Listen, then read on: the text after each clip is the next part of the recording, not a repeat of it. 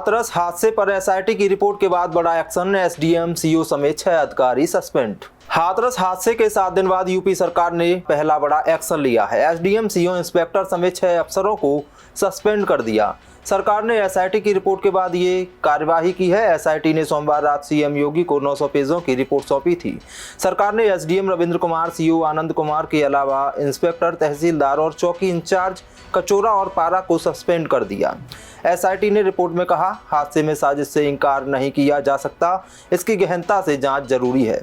हादसा आयोजकों की लापरवाही से हुआ है। स्थानीय पुलिस और प्रशासन के अधिकारियों ने आयोजन को गंभीरता से नहीं लिया। वरिष्ठ अफसरों को इसकी जानकारी तक नहीं दी गई। भीड़ के पर्याप्त इंतजाम नहीं किए गए, जिसके चलते हादसा हुआ। आयोजकों ने बिना पुलिस वेरिफिकेशन जिन लोगों को अपने साथ जोड़ा, उनसे अव्यवस्थाएं फैली हैं। जांच के दौरान 150 अफसर, कर्मचारी और पीड़ित परिवारों के बयान दर्ज किए गए हैं। भारत के सुख दुख का साथी है रूस, मॉस्को में बोले पीएम मोदी। भारत के प्रधानमंत्री नरेंद्र मोदी रूस के 2 दिन के दौरे पर हैं। वे कल सोमवार को मॉस्को पहुंचे, जहां उनका रूस के राष्ट्रपति व्लादिमीर पुतिन ने भव्य स्वागत किया था।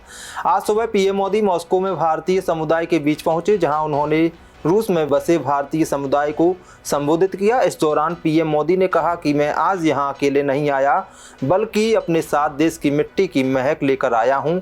मैं 140 करोड़ देशवासियों का प्यार लेकर आया हूँ। उन्होंने भारतीय समाज को संबोधित करते हुए कहा कि इस बार मैंने तीसरी बार पीएम पद की शपथ ली है, इसलिए 3 गुनी रफ्तार से काम करूँगा। हमारा लक्ष्य भारत को विश्व की सबसे तीसरी बड़ी अर्थव्यवस्था बनाना है। वहीं भारत के लोगों की तारीफ करते हुए उन्होंने कहा कि हिंदुस्तान के लोगों का टैलेंट देख दुनिया अचंभित है। देश के विकास की रफ्तार से आज पूरी दुनिया हैरान है। दुनिया कहती है कि भारत बदल रहा है। आज भारत में लाखों स्टार्टअप हैं। आज भारत जो ठान लेता है उसे पूरा करता है। हाथरस भगदड़ मामला पहुंचा सुप्रीम कोर्ट। 121 लोगों की जान जाने के मामले में 12 जुलाई को होगी सुनवाई। हाथरस में भोले बाबा के सत्संग में मची भगदड़ का मामला सुप्रीम कोर्ट पहुंच गया है। सुप्रीम कोर्ट इस मामले पर 12 जुलाई को सुनवाई के लिए तैयार हो गया है। सीजेआई डीवाई चंद्रचूड़ा ने कहा कि उन्होंने इस मामले को सूचीबद्ध करने का निर्देश दिया है। उत्तर प्रदेश के हाथरस में 2 जुलाई को भोले बाबा के सत्संग में भगदड़ मच गई थी। इस दौरान 121 लोगों की मौत हो गई। यूपी की योगी सरकार ने इस मामले की जांच के लिए एसआईटी का गठन किया, जिसने अपनी रिपोर्ट सौंप दी। एसआईटी ने इस मामले में हाथरस डीएम आशीष कुमार और एसपी निपुण अग्रवाल से लेकर सत्संग की अनुमति देने वाले एसडीएम और सीओ के बयान भी दर्ज किए। इसके अलावा सत्संग में ड्यूटी में लगे पुलिसकर्मियों समेत तमाम लोगों के बयान भी दर्ज किए गए। सूत्रों के मुताबिक रिपोर्ट में सत्संग आयोजित करने वाली कमेटी के द्वारा अनुमति से अधिक लोगों के बुलाने, नाकाफी इंतजाम के साथ साथ अनुमति देने के बावजूद मौके पर अफसरों के द्वारा मुआयना नहीं करने को घटना का जिम्मेदार बताया गया। रथ के ओलंपिक दल में हुआ बड़ा बदलाव। मैरी कॉम की जगह लेगा दिग्गज शूटर पीवी सिंधु, होंगी महिला ध्वजावाहक। भारतीय ओलंपिक संघ ने सोमवार के दिन गगन नारंग को भारतीय दल का सेफ्डी मिशन बनाया है। गगन नारंग लंदन ओलंपिक्स की शूटिंग स्पर्धा में कांस्य पदक विजेता रहे थे और उन्होंने मैरी कॉम को सेफ्डी मिशन के तौर पर रिप्लेस किया है। सेफ्डी मिशन का अर्थ है कि भारतीय दल को अब गगन नारंग लीड करेंगे। इसके अलावा ध्वजावाहक का भी ऐलान कर दिया गया है। पेरिस ओलंपिक्स के उद्घाटन समारोह में स्टार बैडमिंटन खिलाड़ी पीवी सिंधु महिला ध्वजावाहक होंगी। दूसरी ओर पुरुषों में ये जिम्मेदारी टेनिस के दिग्गज ए शरद कमल को सौंपी गई है। दरअसल पहले सेफ्डी मिशन पोस्ट के लिए मैरी कॉम को चुना गया था, लेकिन इसी साल अप्रैल में मैरी कॉम ने किन्हीं कारणों से ये जिम्मेदारी लेने से इनकार कर दिया था। इस पर आईओए की अध्यक्ष पीटी उषा ने स्टेटमेंट जारी करते हुए बताया, मैं भारतीय दल को लीड करने के लिए एक ओलंपिक मेडलिस्ट रहे एथलीट की तलाश कर रही थी। मुझे लगता है कि गगन नारंग मैरी कॉम के सबसे बढ़िया रिप्लेसमेंट हैं।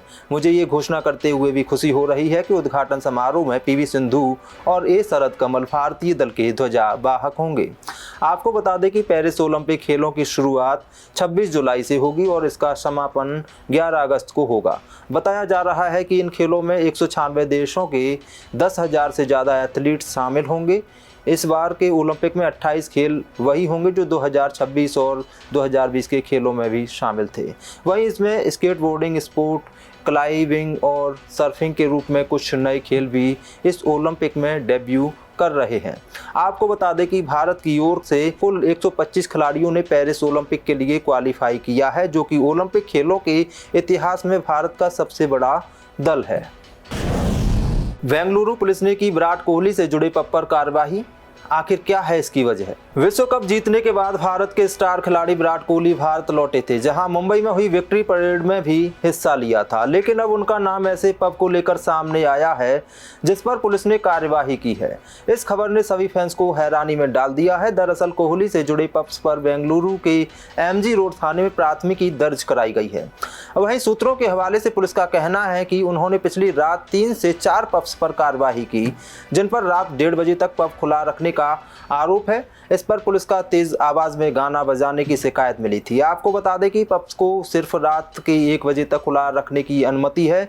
इसके बाद कोई भी पब खुला नहीं रह सकता, लेकिन वह पब रात 1 बजे के बाद भी खुला रहे थे, जिस पर पुलिस को सूचना दी गई और शिकायत भी दर्ज कराई गई थी। शिकायत पर अमल करते हुए पुलिस ने पब्स पर कार्यवाही की है। मीडिया रिपोर्ट्स के अनुसार विराट कोहली अपने परिवार के साथ लंदन में हैं।